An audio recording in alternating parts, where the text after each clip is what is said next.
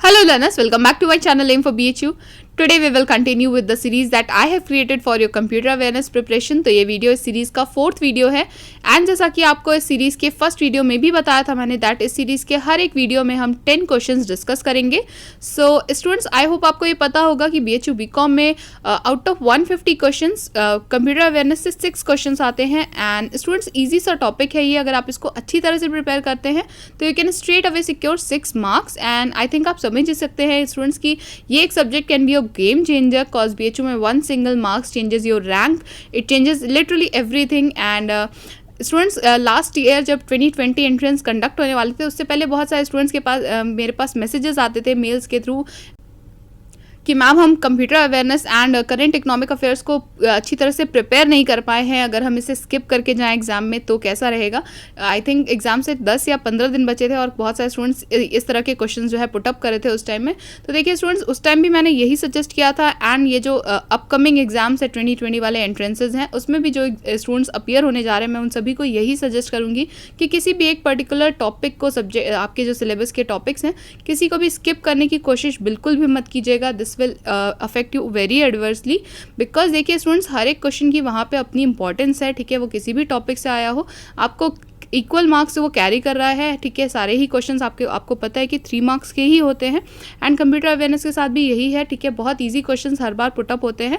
आपने अगर 2020 वाला पेपर देखा होगा BHU BCom एंट्रेंस का तो वो बहुत ही डिजास्टर्स टाइप का पेपर था. बड़ा अतरंगा पेपर बनाया था जिसने भी बनाया था. ठीक है, बट फिर भी मैं कहूँगी कि कंप्यूटर से जो भी क्वेश्चन आए थे ना 6 क्वेश्चन ही थे एंड वो बहुत ही बेसिक थे. ठीक है, ईजी नहीं कहेंगे हम उसे, ना ही वो बहुत डिफिकल्ट थे. आप कह सकते हैं कि मॉडरेट नेचर के आए थे.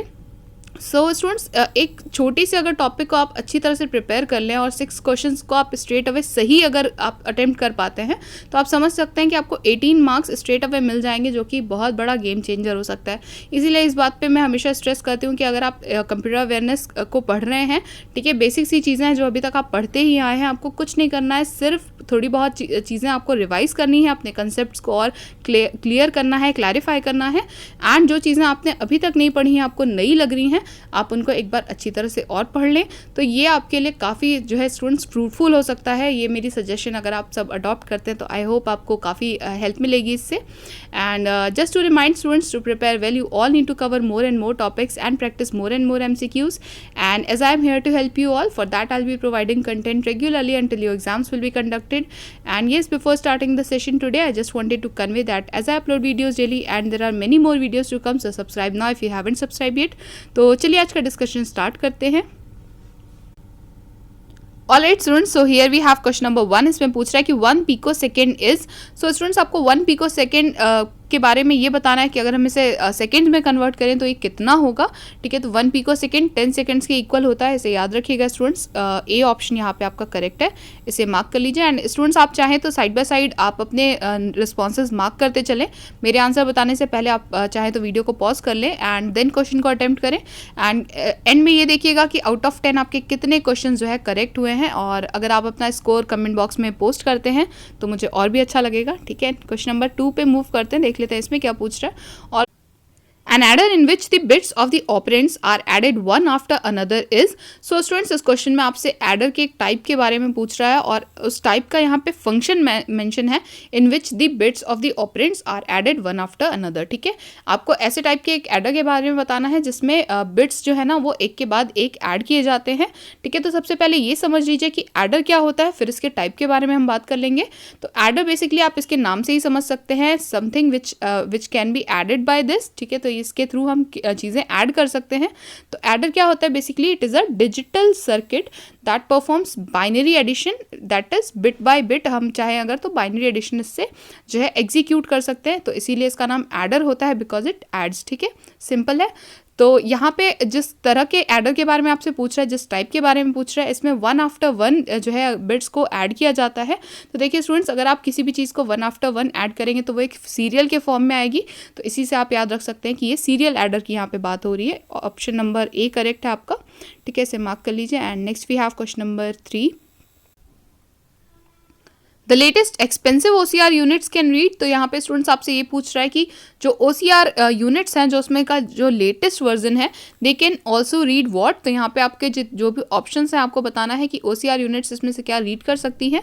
तो देखिए स्टूडेंट्स, OCR यूनिट्स जो लेटेस्ट वर्जन है वो मार्क्स को रीड कर सकते हैं, ठीक है। तो OCR का देखिए फुल फॉर्म भी आपके लिए काफ़ी इंपॉर्टेंट हो सकता है students, optical character recognition. And ये जो इसके लेटेस्ट वर्जन है, they can read the marks as well, ठीक है। तो ये जो बी ऑप्शन है आपका, ये यहाँ पे करेक्ट हो जाएगा, इसे मार्क कर लीजिए। And next we have question number 4, a device that transmits message in verbal form is. तो स्टूडेंट्स, कोई भी ऐसी डिवाइस जो मैसेज को वर्बल फॉर्म में जो है ट्रांसमिट कर सकती है, इसे हम क्या बोलते हैं? ये ऑडियो रिस्पॉन्स यूनिट होती है। तो यहाँ पे ए ऑप्शन आपका करेक्ट हो जाएगा, इसे मार्क कर लीजिए। And next you have question number 5, the time taken for the read और write head to move to the correct track on the magnetic disk is called. तो यहाँ पे स्टूडेंट्स आपसे ये पूछ रहा है कि कितना टाइम लगता है किसी एक पर्टिकुलर डेटा को सर्च करने के लिए, ठीक है, to move to the correct track on the magnetic disk, इसको पूछ रहा है आपसे यहाँ पे। तो ऑप्शन है आपके पास, A approach time, B seek time, C इपोज डिले या डी लेटेंसी डिले। तो देखिए स्टूडेंट्स, यहाँ पे बी आपका जो है करेक्ट ऑप्शन होगा, सीक टाइम बोलते हैं, ठीक है। जितना भी टाइम लगता है डेटा को अप्रोच करने में, वो जिस भी ट्रैक में है, ठीक है, वहाँ से। तो ये बी ऑप्शन है यहाँ पे आपका करेक्ट हो जाएगा, इसे मार्क कर लीजिए। And next you have question number 6, इसमें पूछा the fastest type of memory from the following list is. तो देखिए स्टूडेंट्स, यहाँ पे लिस्ट यानी कि ये जो भी ऑप्शंस हैं, इनमें से जो फास्टेस्ट टाइप ऑफ मेमोरी है उसको बताना है आपको कि कौन सी इनमें से सबसे फास्ट मेमोरी है। तो A is bubble memory, B step, C is disk या डी सेमी कंडक्टर मेमोरी। तो देखिए स्टूडेंट्स, यहाँ पे इन सब में से फास्टेस्ट कौन सी है, वो है डी सेमी कंडक्टर मेमोरी, ठीक है, इसे याद रखिएगा। And next you have question number 7, okay. तो इसमें पूछ रहा है कि can you tell what passes into and out from the computer wired ports, ठीक है। तो अगर आप कंप्यूटर के जितनी भी डिवाइसेस के पोर्ट्स के थ्रू कनेक्ट करते हैं, तो क्या पास होता है, अंदर आता है या बाहर जाता है कंप्यूटर से, तो वो क्या होता है बेसिकली। तो स्टूडेंट्स, ये होता है डी बाइट्स, ठीक है। तो आपको ये पता होना चाहिए बिल्कुल कि जब भी हम किसी डिवाइस को कंप्यूटर के पोर्ट्स के थ्रू कनेक्ट करते हैं, ठीक है, और उससे हम डेटा जो है रिसीव करते हैं या फिर उसमें सेंड कर रहे होते हैं, तो बेसिकली ये पास क्या चीज़ें पास हो रही होती है उसमें, वो होती हैं बाइट्स, ठीक है। तो ये ऑप्शन आपका डी यहाँ पे करेक्ट था, इसे मार्क कर लीजिए। Next you have question number 8, इसमें पूछ रहा है कि अ डिवाइस और system not directly connected to the CPU is. तो अगर किसी डिवाइस या सिस्टम को हमने डायरेक्टली CPU से कनेक्ट नहीं कर रखा है, ठीक है, तो इस डिवाइस को हम क्या कहते हैं। सो स्टूडेंट्स, देखिए सबसे पहले एक ये चीज़ बहुत जनरल सी है, इसे याद रखिएगा बिल्कुल, कि CPU से जो भी डिवाइस कनेक्टेड होती है उसे हम कहते हैं ऑनलाइन डिवाइस, और जो भी डिवाइस डायरेक्टली या इनडायरेक्टली या कैसे भी कनेक्टेड नहीं है उसे हम कहते हैं ऑफलाइन डिवाइस, ठीक है। तो इस तरह के क्वेश्चंस मैंने इस स्टेटमेंट पे बहुत देखे हैं, ठीक है। कई बार मैंने जब खुद भी अटेम्प्ट किए हैं पेपर्स जिनमें, उनमें भी देखे हैं ये क्वेश्चन, तो मैं इसलिए आपको बता सकती हूँ कि ये इंपॉर्टेंट है, इसे याद रखिएगा। बहुत बेसिक सी चीज़ है कि CPU से जो भी डिवाइस कनेक्टेड है उसे हम ऑनलाइन डिवाइस कहते हैं,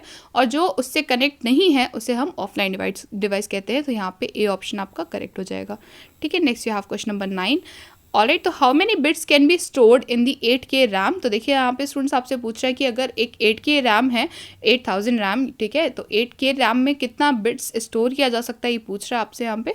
तो आप देख रहे हैं स्टूडेंट्स कि ये मेमोरी या स्टोरेज यूनिट्स के ऊपर बेस्ड है ये क्वेश्चन, ठीक है, स्टोरेज यूनिट्स कन्वर्जन पे। तो बेसिकली ये क्वेश्चन शायद आपके एग्जाम में इतना रेलेवेंट ना हो, या इस तरह के क्वेश्चंस ना आपसे पूछे जाएं, फिर भी मैं आपको करेक्ट ऑप्शन तो बता ही देती हूँ, ठीक है। तो 8K रैम में अगर आप कितने बिट्स स्टोर करना चाहते हैं, तो आप 8192 बिट्स को स्टोर कर सकते हैं। तो यहाँ पे डी ऑप्शन आपका करेक्ट हो जाएगा। And next you have question number 10, ये इंपॉर्टेंट हो सकता है आपके लिए, which term is not use to describe the memory component of a computer. So students, यहाँ पे जितने भी ऑप्शन हैं उसमें से एक ऐसा टर्म है जो कि नहीं यूज़ करते हैं आप किसी भी मेमोरी कंपोनेंट को जो है डिस्क्राइब करने के लिए। तो आप सभी जानते हैं स्टूडेंट्स कि रोम और रैम तो है, ठीक है। पी रोम क्या होता है, this is programmable read only memory, तो यानी ये भी एग्जिस्ट करता है। सिर्फ ये जो सी है ना, सैम, ऐसी कोई मेमोरी नहीं होती है स्टूडेंट्स, ठीक है। इस नाम से बेसिकली हम किसी भी टाइप की मेमोरी को डिनोट नहीं करते हैं। तो यहाँ पे सी ऑप्शन आपका करेक्ट हो जाएगा। So this is all for today students, I hope the questions were clear to you, and if you have any queries you can drop them in the comment box, and also if you have any other concern you can mail me at aimforbhu@gmail.com. And if you like this content, please like the video, share it with your friends, subscribe to my channel, and do not forget to hit the bell icon so you don't miss any update from my channel. Happy learning students.